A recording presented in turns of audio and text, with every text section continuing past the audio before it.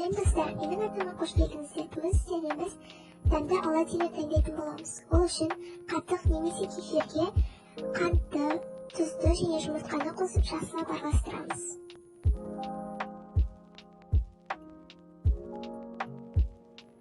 Содан соң ұнды сидадан өткізіп саламыз.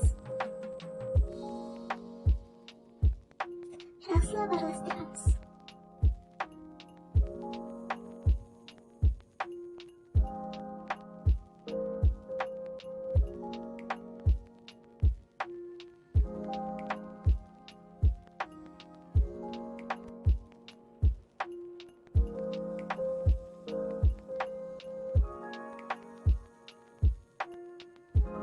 Содан соң қосып тағы да араластырамыз және де тестаны 10 минутқа қалдырамыз. Содан соң ешқандай да араластырмай, осылай табаға аз ғана майда қуырамыз. Содан соң қағаз сүргісіне майын сорғытамыз. Осымен бізде осындай оладьилер дайын болды. Олар сондай дәмді болып шығады. Сіздерге осы рецептпен жасап көруге кеңес беремін. Олардың аралары міндетті түрде піседі.